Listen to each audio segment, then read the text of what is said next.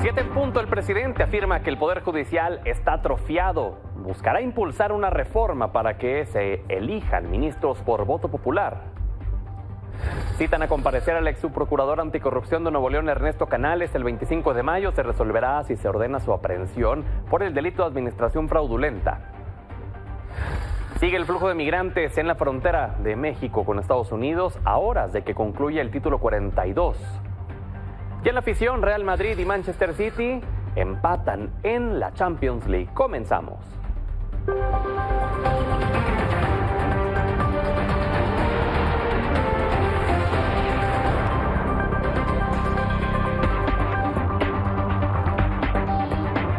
Hola, ¿qué tal? Gracias por brindarnos el honor de su sintonía. Comenzamos con la información de este martes 9 de mayo.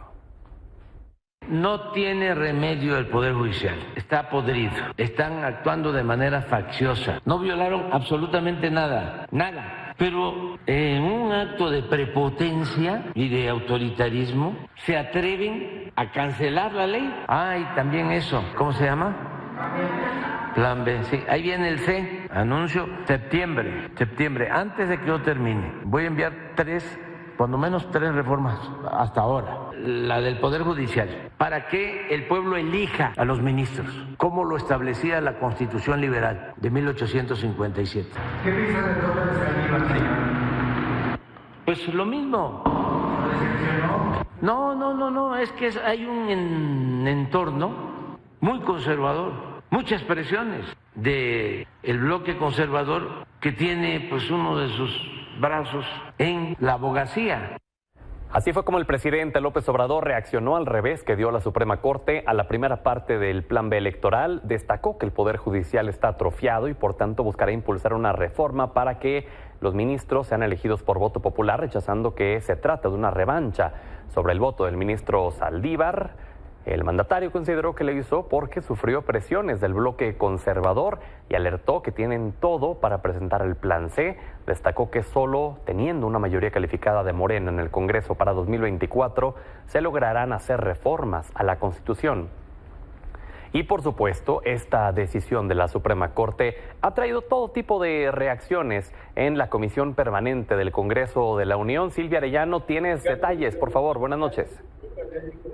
Hola Pedro, muy buenas noches. Así es, como tú informas, fue precisamente aquí esta tarde durante la sesión de la Comisión Permanente cuando senadores y diputados pues discutieron precisamente por este tema, por esta decisión de la Suprema Corte de Justicia para invalidar el Plan B o la primera parte del Plan B electoral. En esta discusión, Pedro, que se prolongó por casi 3 horas, la oposición, por supuesto, pues rechazó esta propuesta del presidente López Obrador, mientras que Morena y sus aliados pues respaldaron precisamente esta decisión. Pero en tribuna, Pedro, el coordinador de Morena, Ricardo Monreal, pues él enumeró lo que él considera excesos por parte del Poder Judicial. Él iba a leer alrededor de 40 puntos que él traía inscritos, sin embargo solo pudo leer 15 debido pues a las preguntas que se le hicieron tanto por senadores de oposición como de Morena y sus aliados. Entre estos pues destacó aguinaldos, primas vacacionales,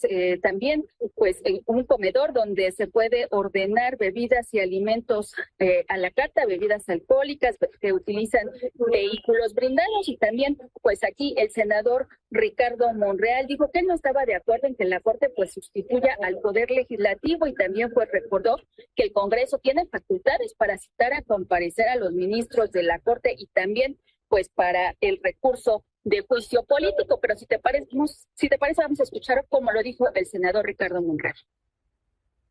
El Poder Legislativo tiene facultades de control parlamentario sobre los ministros de la Corte.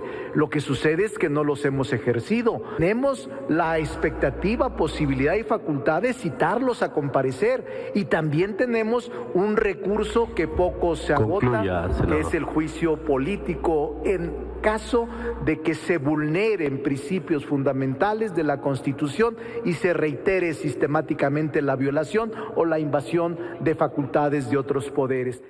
Silvia, que luego a través de un tuit dijo que no dijo lo que dijo. Sí, así es, Pedro. Lo que comentaba el senador Monreal es que no es que haya sido enfático de que esto ya se vaya a aplicar, sino que simplemente pues es una de las facultades que tiene precisamente el Congreso. Sin embargo, pues ahí deslizó esta posición del senador Monreal, Pedro. Muy bien, gracias Silvia por el reporte. Seguimos pendientes. Buenas noches. Buenas noches. Y hoy el máximo tribunal del país aceptó analizar el recurso de reclamación del INAI para que pueda sesionar con solo 4 de sus 7 comisionados tras la falta de nombramientos. El recurso fue turnado al ministro Javier Lainez, cuya ponencia será la encargada de plantear si la decisión de la ministra Loreto Ortiz fue correcta o no, tras negarse la medida cautelar solicitada por el INAI para operar con un mínimo de sus integrantes. El proyecto deberá ser presentado en las siguientes semanas para que sea votado en la segunda sala de la Corte.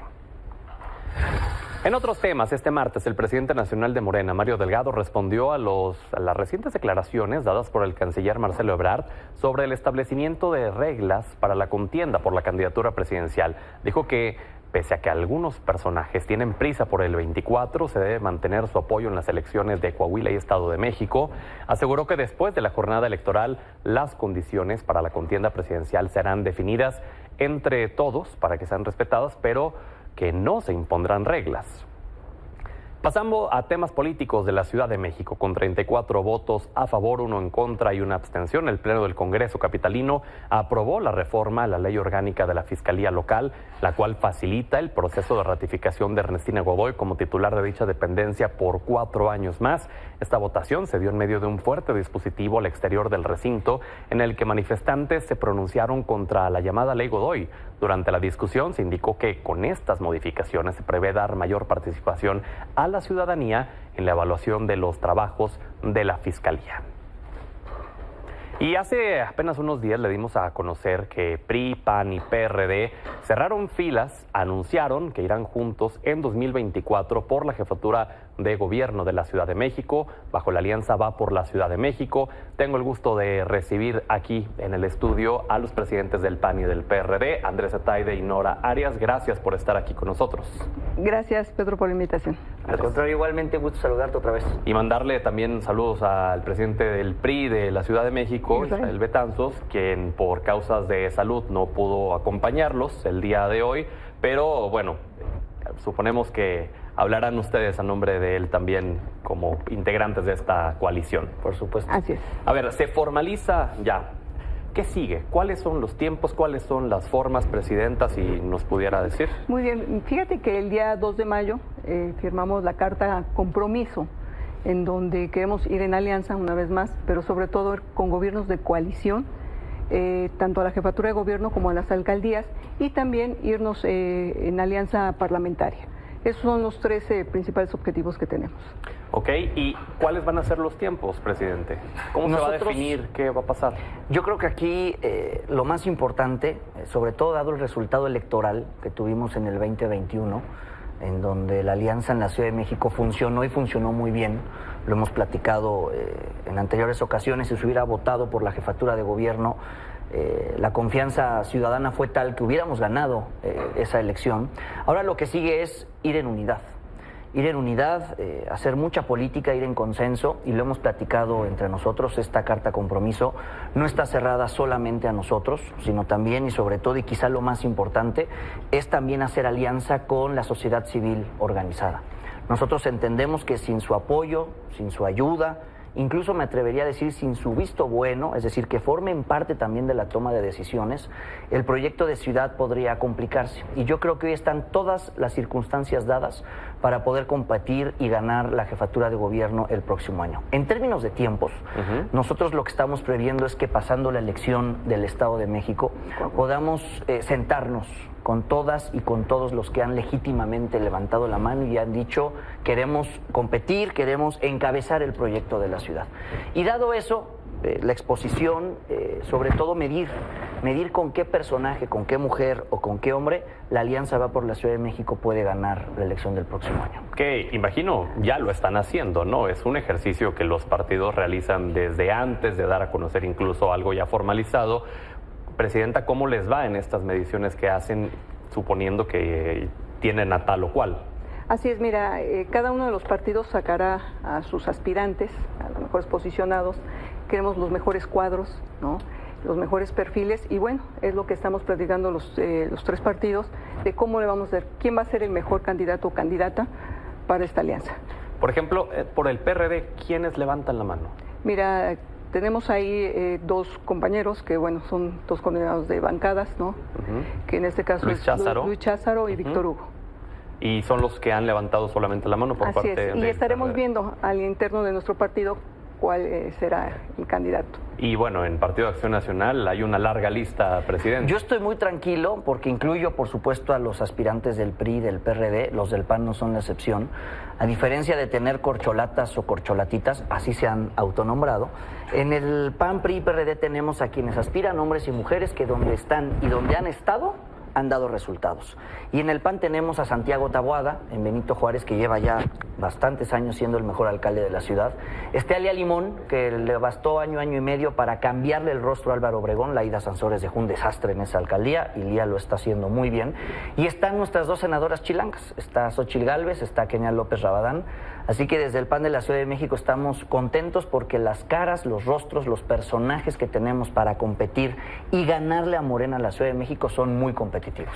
Mucho se habló cuando se dio a conocer que el PAN va a siglar este proceso, que para la gente que no está familiarizada con el término, siglar, y corríjanme si me equivoco, no es más que conducir el proceso, ¿no?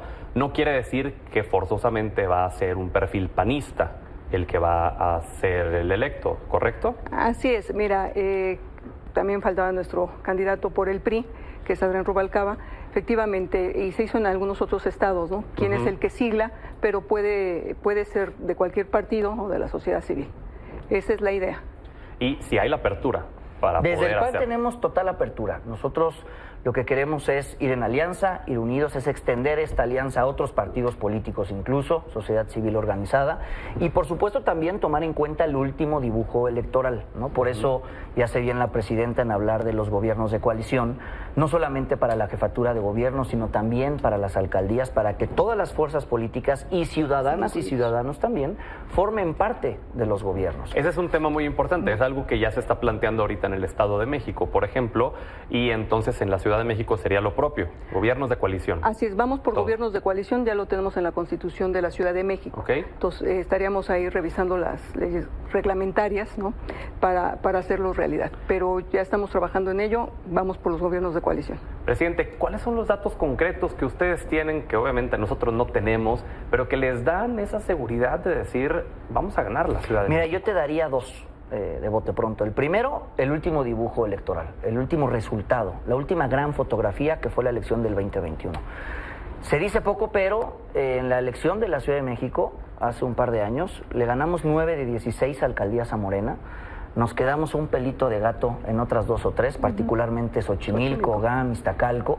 Y además les ganamos a los de Morena y a sus aliados más de la mitad de los distritos electorales federales que se compitieron. Ese es el último gran resultado. Y si a eso le sumamos el otro dato, muchas de las encuestas que han salido, en algunas salimos abajo, en otras hay empate técnico, en otras salimos un poco arriba, pero sabemos que, dada la experiencia del 2021, que si presentamos un proyecto de ciudad, que no solamente se base en decir todo lo que están haciendo mal, que por cierto son muchas cosas, sino en cómo lo resolveríamos, que es lo que hicimos en la campaña del 2021. Yo estoy seguro que con el hartazgo además acumulado que tiene hoy la gente que vive en la ciudad hacia Morena, el partido gobernante, con esos dos datos nos da no la certeza, porque en esta vida no hay nada cierto Claro. más que la muerte, pero sí tenemos la seguridad, tenemos la tranquilidad de que si hacemos bien las cosas, afortunadamente hoy todas estas cosas siguen dependiendo de nosotros. Estoy seguro que en el 2024 daremos el campanazo y ganaremos la jefatura de gobierno. Hay quienes dicen que no se ve la oposición en la Ciudad de México, que no hay una fuerza opositora real que se vea día con día. ¿Es parte de la estrategia entonces, Presidenta? Fíjate que no se ve, pero se va a sentir. En el 21 nos decían lo mismo. Nosotros construimos la alianza año y medio antes. Todo el mundo nos decía que no nos veíamos. Y fueron los resultados, ya lo comentaban, 9 alcaldías de 16. ¿No? Este tema de estar construyendo, de estar dialogando con los tres partidos ayudó muchísimo a los resultados del 2021. Ahora, el tema del cártel inmobiliario es un tema con el que se ha atacado mucho al Partido Acción Nacional. ¿Afecta a la alianza, a los integrantes de la alianza? No, nosotros seguimos trabajando, por supuesto, ellos estarán haciendo lo propio, ¿no? En las investigaciones, pero nosotros seguimos trabajando con la gente. En nuestro partido es mucho estar trabajando en territorio, estar con los vecinos, con las vecinas, con los mismos liderazgos. Nosotros seguimos trabajando, ¿no? Y con la alianza igual. ¿Y al PAN va a ser suficiente el tema del cártel inmobiliario? Yo te diría dos cosas. Primero, sobre la no posible existencia de una alianza. Para muestra un botón, lo que sucedió hoy en el Congreso de la Ciudad de México. Morena quiso cambiar la forma en la que la Constitución de la Ciudad de México establece explícitamente cómo se debe elegir a la fiscal de la ciudad. Y lo que sucedió hoy es terrible, es una vergüenza. El gobierno de la ciudad decidió mandar a los granaderos, esos que supuestamente ya no existen, mandar a los granaderos para no dejar pasar a la oposición y participar en el debate en esta votación. Y sobre el tema del cártel inmobiliario, como así le han querido llamar, nosotros estamos muy tranquilos, porque a final de cuentas no es el gobierno de la ciudad, no es la jefa de gobierno, ni es la propia fiscal quien va a determinar si hay responsabilidad o no, es un juez. Y nosotros en lo que estamos, como bien lo decía la presidenta Nora, es tejiendo día a día una alianza no solamente partidista, sino sobre todo ciudadana. Y con esa fuerza, con esa unidad, con ese consenso, con ese diálogo, es que nos presentaremos el próximo año y ganaremos la jefatura de gobierno. ¿Hay la posibilidad de incluso darle la vuelta al tema y de capitalizarlo a favor? Es decir, poniendo un ejemplo, en Estados Unidos Donald Trump tiene juicios políticos y este hombre, en lugar de que lo tumben los juicios políticos, lo catapultan más todavía. Así va a pasar en la ciudad, así está pasando.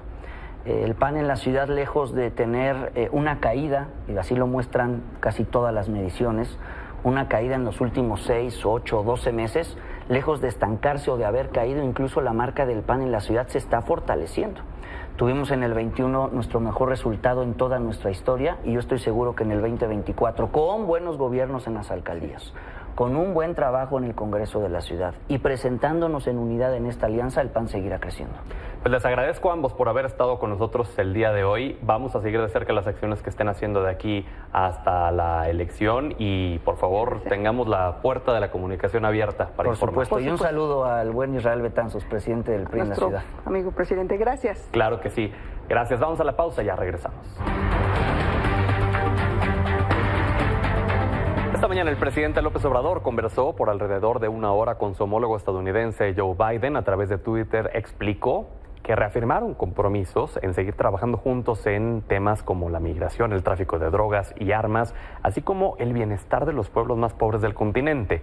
Remató su mensaje escribiendo: somos buenos vecinos y amigos.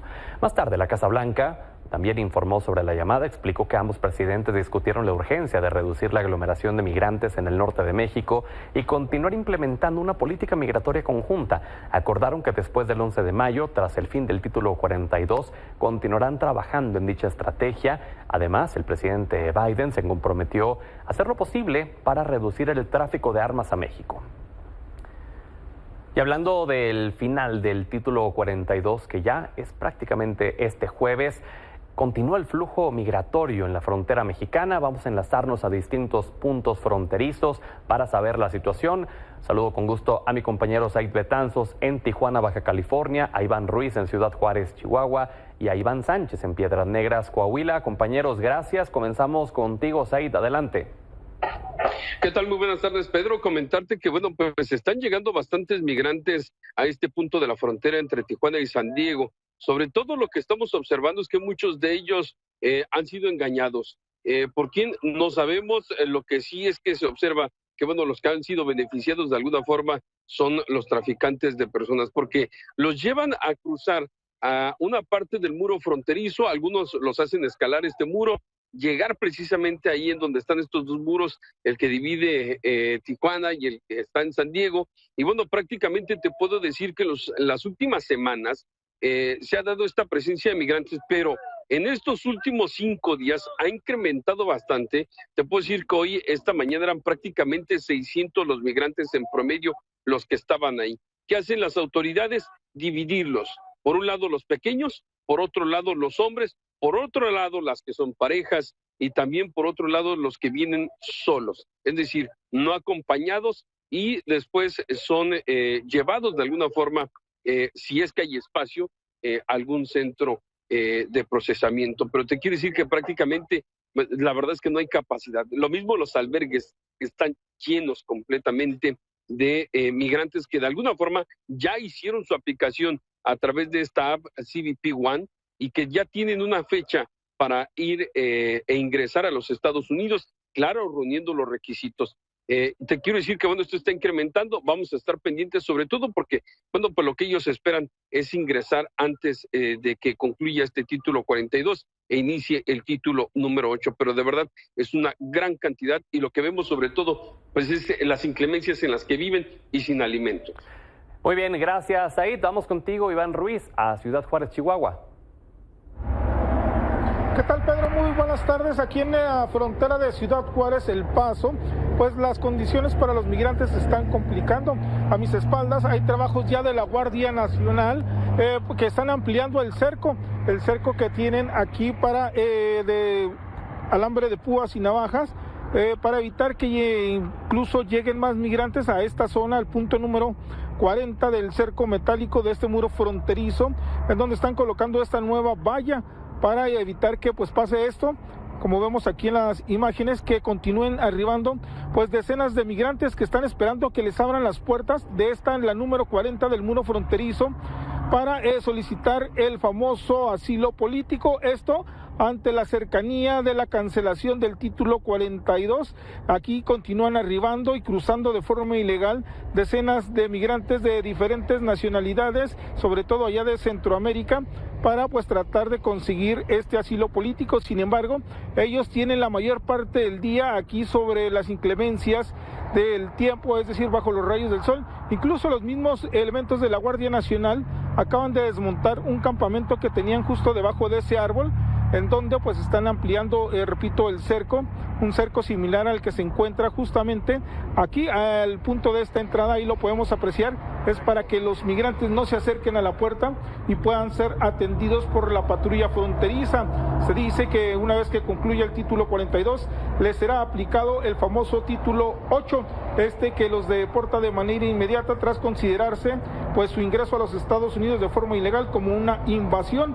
Y la complicación aquí sería para los migrantes, ya que una vez que entre en vigor ese título, o que ya se está aplicando en algunos casos, pues los podría regresar a una ciudad del sur de este país, o bien regresarlos hasta sus lugares de origen para complicarles el regreso a los migrantes. Y es así que aquellos que ingresen de forma reiterada, que ya han ingresado y han sido retornados y que vuelvan a ingresar, pues estarían incluso pues siendo acreedores a una pena de cárcel. Así la situación aquí en la frontera de Juárez, El Paso, Pedro.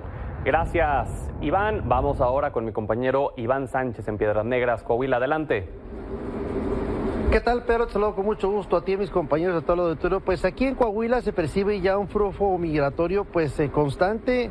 Durante la mañana estuvimos presentes sobre lo que es el Puente Internacional número 1 y Puente Internacional número 2. En este sitio, sobre todo adjunto a la colonia Zaragoza, localizada en el extremo norte del municipio de Piedras Negras, donde nos encontramos, pues se pudo percibir primero, Pedro, al auditorio, pues presencia de aproximadamente entre 2 y 4 migrantes que cruzaban, pues por una forma u otra, por la parte que no les exponía en riesgo hacia lo que era pues ser o llevados por el río Bravo en este sitio. Posteriormente, Pedro, a las 3 de la tarde con 2 minutos ingresa un grupo de entre 15 y 20 personas de forma abrupta, lo que las autoridades norteamericanas han buscado en todo momento evitar, y 5 minutos después, como lo pudimos documentar, el Puente Internacional número 1, el que está más cerca hacia donde cruzaron estos migrantes, fue cerrado. Esto por espacio de 20 minutos como parte del protocolo que se está practicando desde el día de ayer por autoridades del Custom Border Protection para evitar ese tipo de flujo de migrantes. Estas personas ingresaron, entre las que se incluyen también niñas y niños, hacia lo que es un predio que se ha adaptado por parte de elementos de la Guardia Nacional en ese país, localizado a tan solo unos 100 metros de los márgenes del río Bravo, para comenzar su trámite de lo que es el asilo político. Pedro, comentarte al auditorio que el día de mañana elementos de la Secretaría de Seguridad Pública del Estado de Coahuila, de Protección Civil, del Instituto Nacional de Migración, así como también en coordinación con autoridades tejanas, comenzarán realizan un operativo cerca de las 10 de la mañana para poder garantizar el flujo migratorio derivado a que se tiene conocimiento, pues que estos están llegando, mejor dicho, en cantidades importantes, Pedro. Claro, pues muy bien, estaremos al pendiente. Gracias, Iván, gracias, compañeros, por sus reportes. Hasta luego. Muy buenas noches. Buenas tardes. Gracias, y tengo el gusto de saludar a Gretchen Conner, directora del Instituto para las Mujeres en la Migración. Gracias por estos minutos, Gretchen. Hola, gracias a ti, buenas noches. Directora, ¿hay una falta de claridad por parte de México para las garantías de una estancia una vez que termine el título 42 para los migrantes? Así es, pues como acabaste de ver, ¿no? Estados Unidos ha anunciado sus medidas. Nos pueden gustar o nos pueden no gustar, pero está claro lo que van a hacer.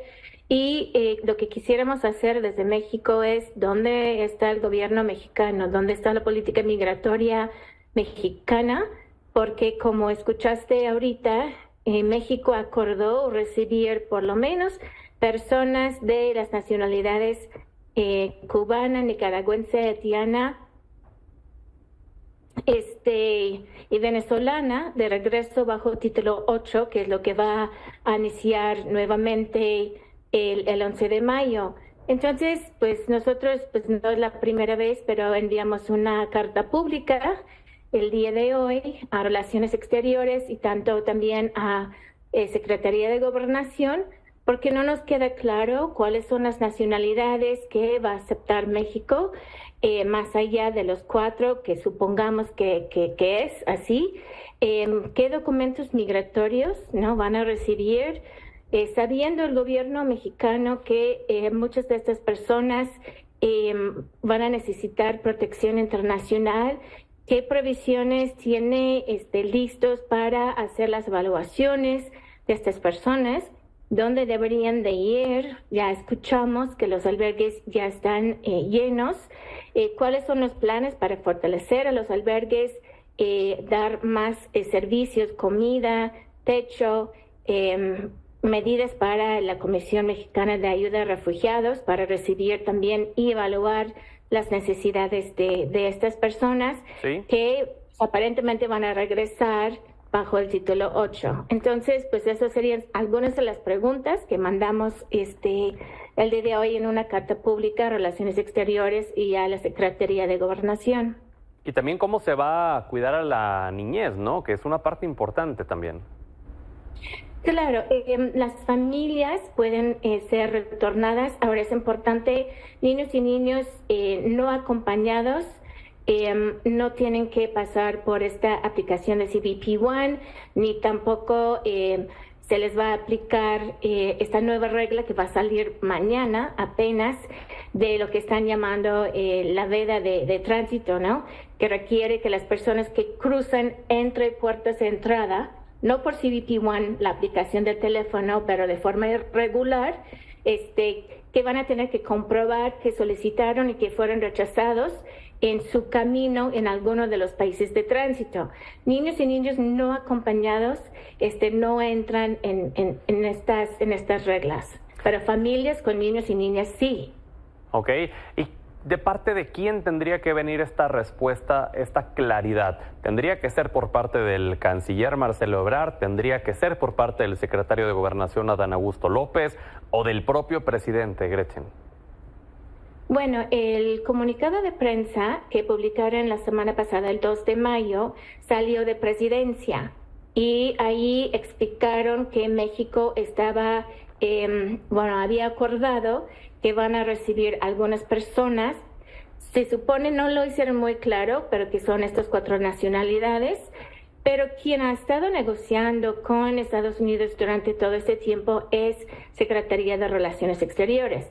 Ahora bien, quien tiene que operar, ¿no? Una vez que las personas entran a México, quien los tiene que recibir y dar un documento migratorio es a través de la Secretaría de Gobernación. Entonces, pues es una política compartida.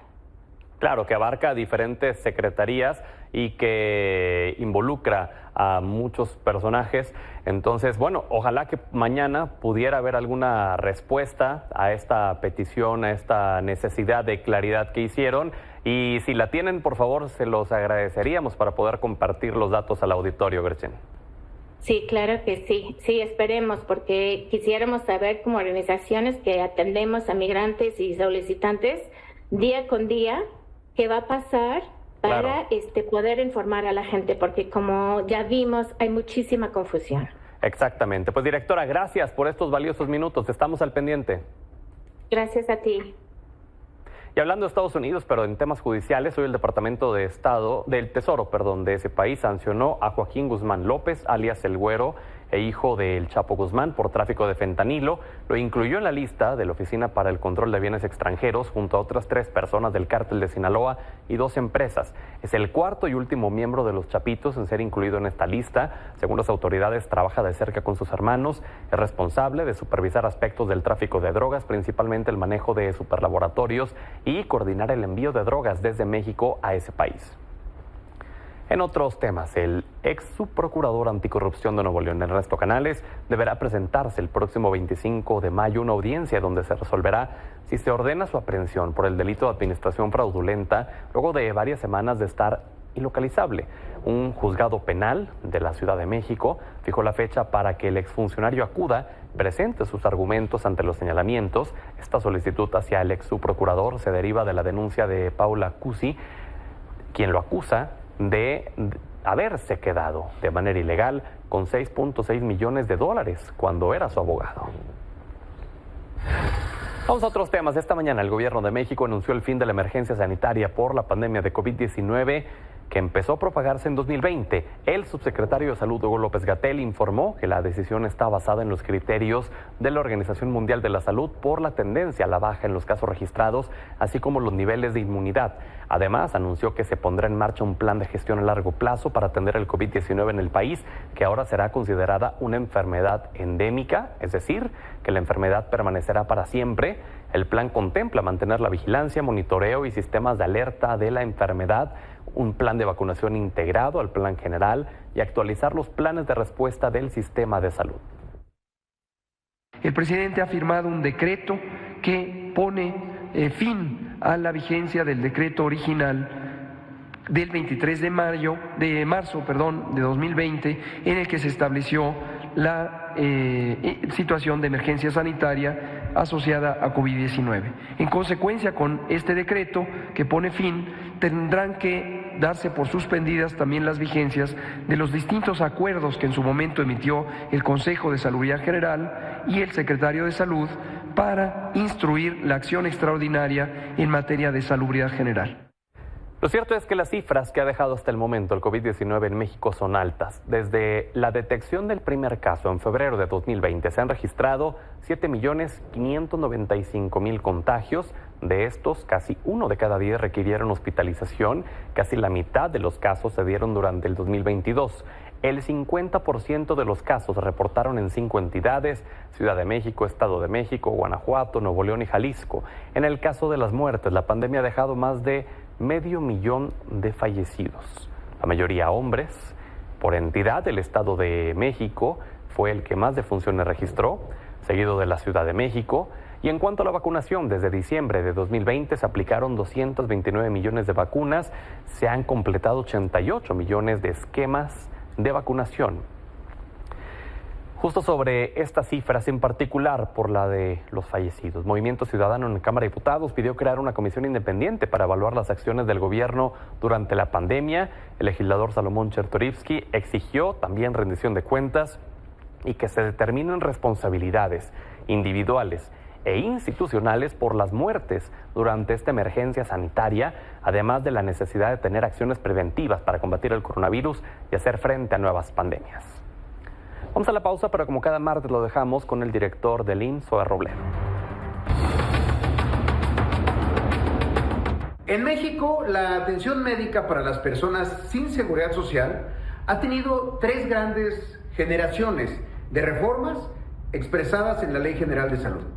La primera, la de 1943, hace 80 años, que dio paso a la creación de la Secretaría de Salubridad y Asistencia, la SSA. Esta construyó y operó de manera centralizada una importante red de hospitales, se crearon los institutos nacionales. Así funcionó hasta 1982, cuando vino la segunda generación de reformas, que elevó a rango constitucional el derecho a la protección social a la salud y creó la Secretaría de Salud como una entidad rectora.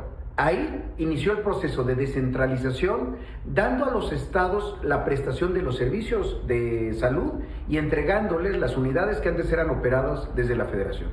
La tercera generación es la de 2003. Con ella se creó el Sistema Nacional de Protección Social a la Salud, el Seguro Popular. Su planteamiento era que el financiamiento debía estar separado de la prestación. Es decir, el Seguro Popular no daba atención médica, no daba consultas, no realizaba cirugías, financiaba y le daba a los gobiernos de los estados dinero para que ellos lo hicieran, y con resultados muy desiguales. ¿De qué va ahora la cuarta generación de reformas aprobada el pasado 29 de abril? Se definió un Sistema Nacional de Salud para el Bienestar, se creó el Servicio Nacional de Salud Pública, se fortaleció la fuerza rectora de la Secretaría de Salud. Pero lo más importante, se generó la idea de una sola institución de prestación de servicios médicos centralizada, el IMSS Bienestar, para la atención de las personas que no tienen seguridad social. Ahora será la gran oportunidad de tener una institución con el mismo modelo de atención, con la misma calidad de los servicios, con la misma cobertura para que las personas sin seguridad social se atiendan en el IMSS Bienestar. El Seguro Social, sus derechohabientes seguirán atendidos en el régimen ordinario, pero la oportunidad es ahora que en el IMSS Bienestar dejemos esa fragmentación financiera de gobiernos estatales y pasemos a una institución centralizada. De eso y más les platico en la columna ¿Qué hicimos?, que se publica todos los martes en Milenio Diario. Estamos de regreso, hablemos de negocios. Hay cifras positivas respecto a la inflación. Ana Karina Martínez. ¿Qué tal, Pedro? Muy buenas noches. En efecto, hay cifras positivas, y es que hoy el Instituto Nacional de Estadística y Geografía informó que la inflación de abril disminuyó 0.2% en comparación con el dato de marzo. Esto llevó a la tasa anual a un nivel de 6.25%. Este es un nivel más bajo desde octubre de 2021. Y si bien son buenas noticias, pues implica 3 meses consecutivos de desaceleración, el indicador todavía está muy por encima del objetivo de 3% impuesto por el Banco de México. Además, esto es respecto a la inflación general. Si nos vamos a la subyacente, que excluye a los precios de los productos más volátiles como los alimentos y los energéticos, este se situó en 7.67%, mientras que el no subyacente, con insumos que se ven afectados por condiciones externas como los cambios climáticos, alcanzó 2.12% anual. En cuanto a los productos que tuvieron una mayor caída, fueron el pepino y el chile serrano con 18%, la electricidad con 12.5% y el jitomate con 9.9%. Los que tuvieron un mayor aumento están la naranja con 14.6%, el aguacate con 5.6%, el pollo 4.7% y la papa 3.6%. Al respecto, el presidente de la CONCAMIN, José Abugaber, celebró la caída de la inflación, pero también destacó un elemento importante, y es el nearshoring, pues aseguró que este fenómeno impactará de manera directa en los precios de la canasta básica. Oye, Ana Karina, y también tienes datos relevantes respecto a inversiones inmobiliarias.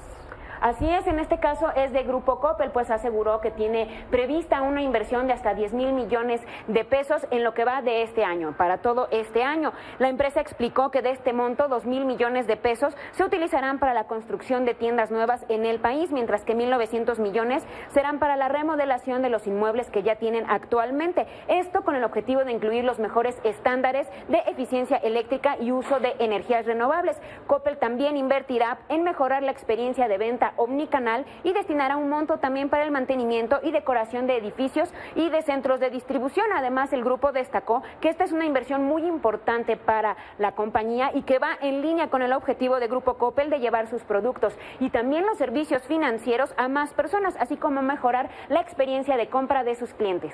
Muy bien, Ana Karina, gracias. Muchas gracias, seguimos al pendiente. Hasta mañana. Vamos a la información internacional. Esta tarde un jurado de Nueva York encontró culpable al expresidente Donald Trump por abuso sexual contra la columnista John Carroll, pero no irá a la cárcel. Aquí los detalles. El expresidente de Estados Unidos, Donald Trump, fue encontrado culpable de abuso sexual contra la columnista E.G. Carroll y deberá pagar $5 millones por los daños. El jurado de la Corte de Nueva York dijo que pese a no haber violado a Carroll, el exmandatario estadounidense sí la habría agredido sexualmente. De acuerdo con la declaración de la comentarista, los hechos ocurrieron durante 1996, cuando Trump la había violado en el probador de la tienda Bear Grove Goodman, en Manhattan, aunque el expresidente siempre negó las acusaciones. Minutos después de conocerse el veredicto, el expresidente se pronunció en su red social Truth Social y calificó la decisión como una desgracia total, además de ser una continuación de la cacería de brujas más grande de todos los tiempos, y volvió a decir que no conocía a Jean Carroll. Hay que destacar que debido a que este es un caso civil y no penal, no había posibilidad de cárcel para Trump, aunque sí es la primera vez que un expresidente de Estados Unidos se le responsabiliza legalmente de abuso sexual. Lo cierto es que de cara a las elecciones primarias del próximo año en el Partido Republicano, en las que Trump buscará hacerse de la candidatura presidencial, el veredicto de este día, para muchos analistas, no le hará gran daño en sus aspiraciones. Para Milenio Noticias, Alain Sarrabal.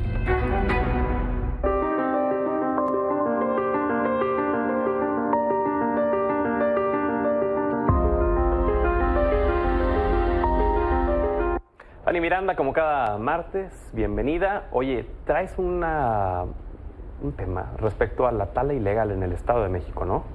Gracias por la bienvenida, Pedro. Así es, los bosques de la zona norte del Estado de México están siendo devastados por grupos criminales organizados. Nosotros lo documentamos desde la pandemia, cuando este fenómeno se agudizó, y ahora las autoridades han quedado totalmente rebasadas.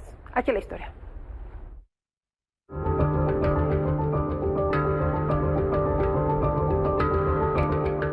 Los bosques del norte del Estado de México son tierra de nadie. Habitantes de los municipios Isidro Favela, Gilotzingo, Nicolás Romero y Temuaya acusan que grupos criminales del municipio vecino Otzolotepec talan clandestinamente los árboles a merced de la impunidad.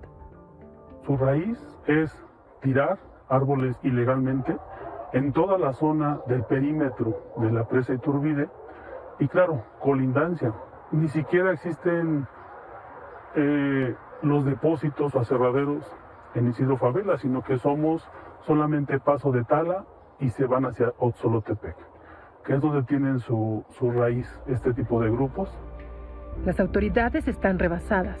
La Procuraduría Federal de Protección al Ambiente reconoció que en los municipios que conforman la Sierra de las Cruces hay grupos organizados que talan, transportan, almacenan y transforman la materia prima forestal sin autorización. Los taladores trabajan en grupos organizados que cuentan con equipos sofisticados de comunicación y vigilantes que les avisan sobre la presencia de autoridades halcones. En esta imagen aérea del poblado Santa Ana Gilotzingo en Otzolotepec hay al menos 5 aserraderos irregulares que los taladores presumen en redes sociales. La Profepa explicó que no puede actuar. En la zona existen localidades y pobladores que se oponen a los actos de autoridad, quienes ven como parte de usos y costumbres al realizar dichas actividades, y cuando se ven trastocados sus intereses, se manifiestan mediante el uso de la fuerza en contra de cualquier autoridad. Un ejemplo es el enfrentamiento del pasado 24 de abril en Isidro Favela, en el que 3 jóvenes, a quien la comunidad acusa de ser talamontes, resultaron lesionados por guardias nacionales. Isidro Favela es de los más afectados. Troncos y árboles derribados yacen en plena orilla de la carretera y sobre caminos de terracería. Dentro del bosque abandonan las ramas y follaje. Pese a la evidencia del delito ambiental, no hay presencia policíaca y la gente local tiene miedo.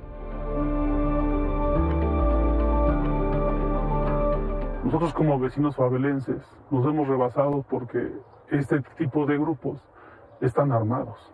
Entonces ya es totalmente un desequilibrio total, no se pueden tomar medidas. A toda hora están ellos talando. Los bosques mexiquenses fueron desprotegidos esta administración. Mediante un convenio en 2013, la Profepa le otorgó a la Protectora de Bosques del Estado de México facultades de inspección para iniciar querellas penales contra los talamontes. El acuerdo caducó en 2017 y no se renovó. Probosque perdió sus facultades y Profepa no reforzó la vigilancia en la zona. Apenas tiene 10 inspectores para toda la región. Por ello, los pobladores afectados demandan la instalación de un campamento de la Guardia Nacional. De 2018 a la fecha, la Profepa ha recibido 173 denuncias de tala. En ese lapso se han realizado 64 inspecciones y solo en 10 casos sancionó con multas o clausura. Con imágenes de Vicente González, para Milenio Noticias, Fanny Miranda. Entonces, ante la falta de seguridad y de elementos y de inspecciones y demás, hasta los propios pobladores corren riesgo, ¿no? Porque decían, estas personas están armadas. Y varios de ellos han sido amenazados. Es por ello que están urgiendo ya que se instale un campamento de la Guardia Nacional, porque además este sitio, debido a su belleza escénica, pues es turístico. Claro. Entonces también representa un riesgo para quienes van los fines de semana a pasear por esa zona. De ahí el llamado a que se refuerce de inmediato esto, que como ya lo comentaba al inicio, no es nuevo. Es una cuestión que se ha incrementado a lo largo de los últimos años y ahora se ha agudizado, Pedro. Desgraciadamente, pues ojalá que se pueda implementar este campamento y que se pueda reforzar la seguridad. Gracias, Fanny. Con mucho gusto. Nos vemos. Vamos a la pausa.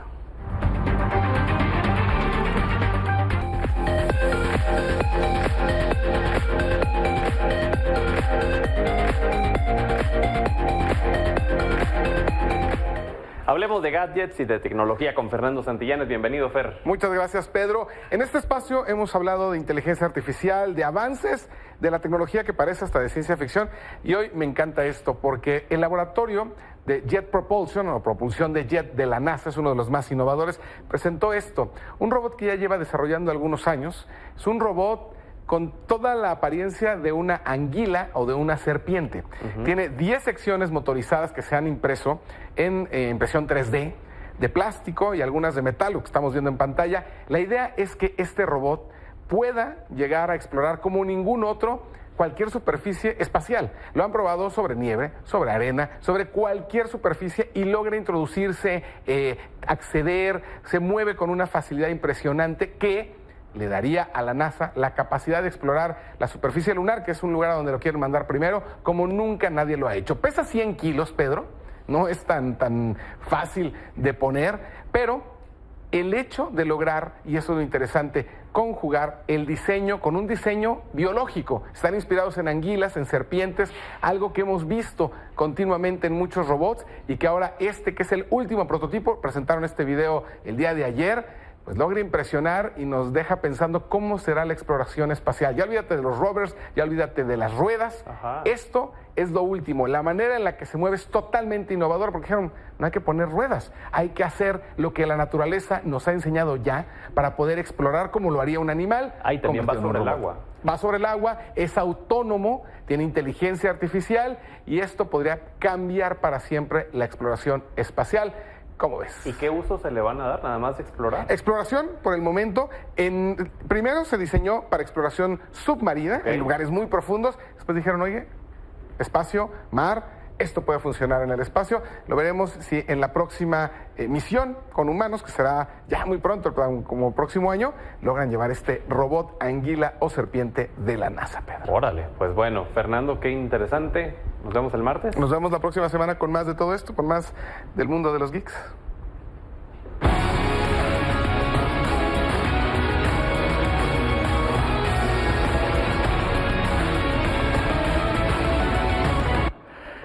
Minelli Ataide, empate entre el Madrid y los Citizens, caray. Así es, muy buena noche, Pedro. Este partido que tanto esperábamos y que decíamos era una final adelantada justamente de las semifinales de la Champions League, termina empatado a un gol. Un partido que fue entretenido, Pedro, que recordemos también que por ahí Courtois tuvo varias opciones, varias atajadas justamente para el Real Madrid. Fue para el Real, obviamente, la figura en ese sentido. ¿Por qué? Porque evitó la caída de su marco y ahí estamos viendo justamente los goles de Vinicius Junior, ahí está festejando y también después Kevin De Bruyne empataría este partido. Un duelo parejo, Pedro, que realmente me parece vamos a ver en la vuelta a estos dos equipos con todo, porque sabemos es el definitivo. Yo insisto en que el Manchester City va a terminar con esa ilusión y ese amor del Madrid con la Champions League. No estoy seguro, porque incluso en el primer tiempo, cuando el Manchester City dominaba prácticamente todos los tiempos, viene este gol de Vinicius Junior, que parte de un descuelgue de Camavinga de parte de la banda, y entonces en nada ya metió el primero. La sensación de peligro fue mucho más del Madrid a pesar de no llegar a la puerta. Había tenido 3 oportunidades previas justamente y claras el Manchester City antes de ese gol que relatas bien de Vinicius Junior, y el que concreta sí es el Real Madrid.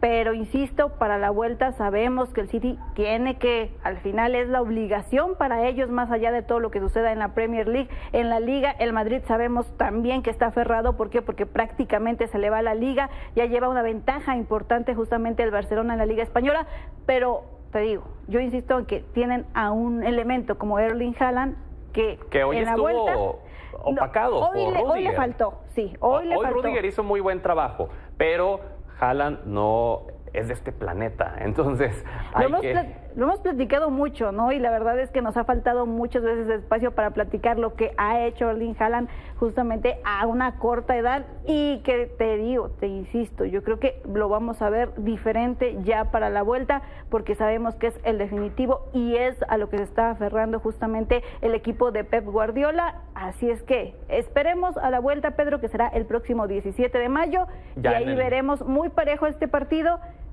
Pero vamos a ver. Mira, es que con el Real Madrid no te puedes confiar, porque a pesar de que vas a la casa del Manchester City, que van a tener la localía y demás, lo que hace Vinicius Junior, lo que hace Rodrigo, lo que hace esta nueva generación de Valverde, de Camavinga, de verdad es algo impresionante. Entonces puedes tener el partido trabajado, toda la eliminatoria trabajada, y en un descuelgue te liquidan. Y así ha sido el Real Madrid, sobre todo en Champions. Acá el punto será si la diferencia con Haaland se va a hacer visible. Pero bueno, ya lo estaremos platicando. Mañana viene la otra semifinal. Así es. Y lo estaremos analizando aquí contigo. Gracias, Inter Milan, 13 horas. Muy buena noche. A ver quién gana. Gracias.